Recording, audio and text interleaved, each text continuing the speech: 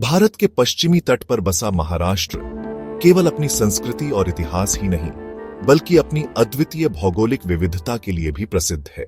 उत्तर में मध्य प्रदेश, पूर्व में छत्तीसगढ़, दक्षिण में कर्नाटक और तेलंगाना, पश्चिम में गोवा और अरबी सागर। इन सीमाओं से घिरा महाराष्ट्र देश का तीसरा सबसे बड़ा राज्य है।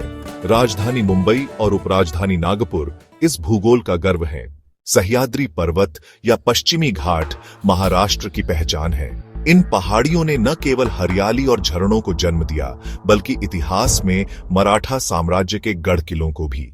पश्चिम में फैला कोंकण तट लगभग 720 किलोमीटर लंबा।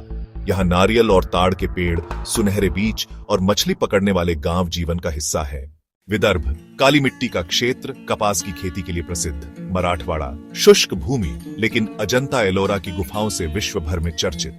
और दक्कन का पठार ज्वार, बाजरा और गन्ने की खेती का केंद्र। नदियां महाराष्ट्र की जीवन रेखा। गोदावरी, जिसे दक्षिण गंगा कहा जाता है, कृष्णा नदी, भीमा, पंचगंगा, ताप्ती और पेंच, ये सब इस भूमि को जीवन देती हैं।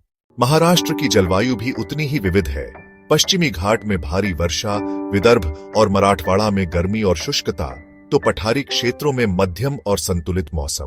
ताडोबा अंधारी टाइगर रिजर्व, मेलघाट और अन्य वन्यजीव अभयारण्य, यह भूमि बाघों, तेंदुओं और अनेक दुर्लभ जीवों का घर है।